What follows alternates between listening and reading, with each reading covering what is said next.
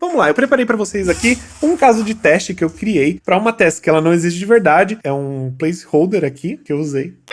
Ó, galera, esse daqui é um board que eu tô me utilizando, tá? E esse board, ele é basicamente para cá mesmo, que eu uso para Lume. Então, eu me utilizei dele para criar uma nova task e também trazer esse ambiente aqui, tá? Para quem não tá acostumado, galera, ainda não tá trabalhando com QA, isso daqui é um board Kanban. Basicamente, é como a maioria dos times ágeis utilizam. Talvez vocês não utilizem Trello, talvez vocês provavelmente vão utilizar Gira, tem ClickUp, tem outras coisas. Porém, não precisa se preocupar. O Trello ele é basicamente igualzinho a essas outras ferramentas que as empresas utilizam, tá? Então vamos lá. Vamos focar nesse card aqui. Esse card aqui é o nosso cadastro de login de usuários. Então vamos lá. Na parte superior aqui, a gente consegue notar uma coisa, ó. Essa daqui é a descrição. E a descrição ela é bem simples, é a descrição de um cadastro simples. E qual que é?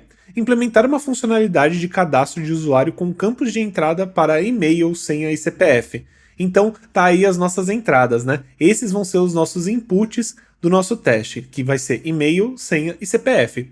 Os usuários poderão preencher essas informações básicas e em seguida registrar-se no sistema. A validação será realizada para garantir que os campos sejam preenchidos corretamente. Então, beleza. Para o cadastro de um usuário novo, ele não pode ter um e-mail ou o CPF cadastrado no sistema. Então, ali, para funcionar, né, o CPF nem o e-mail pode estar cadastrado no sistema. E o CPF precisa ser válido e a senha ter pelo menos 8 dígitos ou mais. Então, essas são as entradas e as condições para que esse cadastro funcione. Caso essas condições não sejam feitas, a gente ia retornar com um erro que o usuário não foi cadastrado, tá? Aqui, nesse momento, você pode criar diversos casos de teste. Inclusive, para criar esses casos de teste, eu posso até trazer um outro vídeo ali, que a gente vai falar aí sobre técnicas de criação de teste, e uma delas a gente pode falar também, que é o particionamento equivalente, a gente pode falar também sobre a tabela de decisão. Então, tem várias dessas formas que fazem com que você encontre esses cenários para serem testados. Porém, eu trouxe aqui um cenário simples, tá? Então, esse daqui é um caso de teste, tá, galera? A gente pode criar diversos. Então, vamos lá. Vamos ver como que eu estruturei o caso de teste. Então, o caso de teste está aqui embaixo. Primeira coisa, objetivo do teste. Lembra que eu falei um pouco antes? A gente precisa ter o nosso objetivo, né? Então, qual que é o nosso objetivo? Checar se o usuário com e-mail, senha e CPF corretos se registram com sucesso. Então, esse daqui é o objetivo desse caso de teste. Pré-condição. A pré-condição, a gente tem aqui, ó, que o e-mail do usuário não pode ser cadastrado no sistema, a senha precisa ter 8 dígitos, ó, tá vendo? Eu poderia até adicionar aqui 8 dígitos ou mais, mas tudo bem.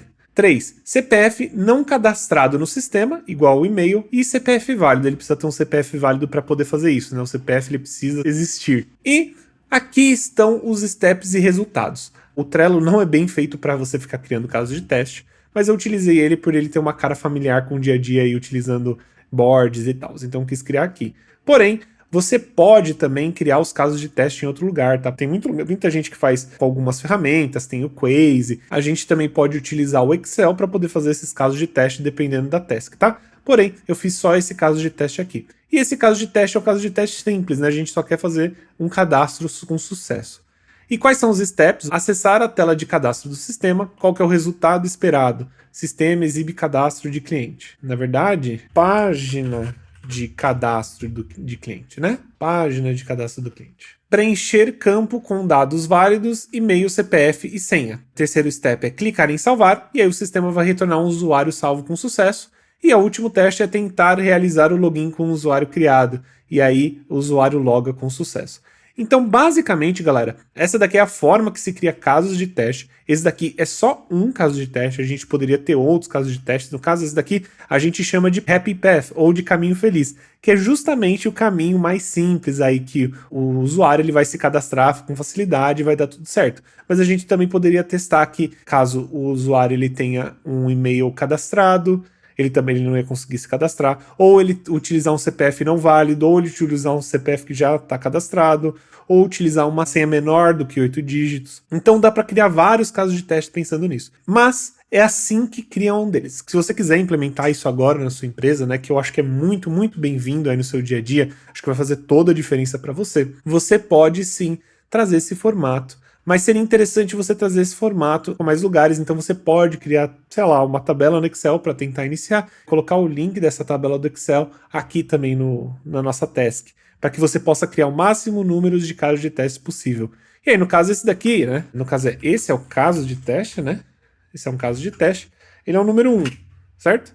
A gente poderia criar outros, como por exemplo, a gente poderia criar um caso de teste número 2. E aí, o que esse caso de teste ele teria? Checar se o usuário com e-mail inválido, mas com senha e CPF corretos não pode se registrar. Ó, então, eu vou até tirar isso daqui, eu vou colocar o usuário com e-mail inválido. Então vamos lá, e-mail do usuário inválido. E o que eu digo com inválido, né? No caso aqui a gente está falando até da formatação do e-mail. Às vezes o e-mail, por exemplo, é teste@teste.com. Isso daqui é um e-mail válido, mas, por exemplo, não existiria um e-mail sem ter nada aqui. Só teste@teste. Então isso seria uma das verificações. E aqui os próximos seriam senha precisa ter 8 dígitos, CPF 8 dígitos. Aí você vai acessar, eu vou colocar as informações, né? Eu vou colocar aqui que você preenche o campo de dados com CPF, clique em salvar, e aqui é o que a gente espera que o sistema retorna que o usuário não foi cadastrado por e-mail inválido. Certo? Porque esse é o resultado esperado. E aí aqui a gente pode tentar até fazer um login com o usuário, só que aí o usuário falha ao logar. Por quê? Porque o usuário não foi criado, né? Esse é o último passo para ter certeza que o seu usuário ele não foi cadastrado. Tá vendo que dessa forma fica bem grande? Então é por isso que eu indico vocês aí utilizar, né, uma outra ferramenta. Se eu não me engano, o Test Rails também é uma ferramenta que dá para criar esses casos de testes. E também você pode usar aí o bom e velho Excel caso você precise fazer isso rápido. Mas essa daqui é a forma de se criar os casos de teste. Aqui eu só criei 2, você pode criar pelo menos uns 4 casos de testes aqui, obviamente considerando as entradas que a gente tem aqui. Como é mais de uma entrada, isso faz a diferença na hora do tamanho de número de casos de teste que a gente pode fazer. Mas eu só criei 2 para poder mostrar para vocês como que esse template funciona. E aí, quando o desenvolvedor da sua empresa ele vê isso, ele vai falar, caraca, tá, esses são os casos de teste, eu tenho que ver se isso daqui tá funcionando, porque quando ele for entregar para você, dá para ter certeza, dá para ter certeza não, mas você pode garantir com mais precisão que o desenvolvedor vai ter esse respaldo dessa documentação, tá, galera? Essa documentação é de extrema importância e isso é muito pedido também nas entrevistas, tá? Galera, eu quero que vocês entendam que caso de teste tem um pouco mais de coisas para trazer. Esse daqui é um vídeo que eu tentei trazer o maior número de informação, tá, nele. Mas a gente ainda também pode falar sobre casos de testes funcionais, casos de teste de integração, caso de teste de usabilidade. Tudo isso tem algumas especificidades, porém você vai utilizar da mesma forma. Você vai criar os seus casos de teste da mesma forma que eu mostrei. Só que ao invés de focar a funcionalidade, que foi o que a gente fez, né? A gente focou a funcionalidade de login, você vai focar a funcionalidade da integração ou de usabilidade, tá? Porém, os casos de teste de funcionalidade, eles são muito utilizados e eles são, na minha opinião, aí os mais importantes, pelo menos quando você está desenvolvendo ali o seu sistema. Obviamente os outros são extremamente importantes, porém os que vêm primeiro vão ser o de funcionalidade, e aí depois é só você recriar esses casos de teste para a parte de usabilidade ou de integração ali com outros sistemas ou com outras features também.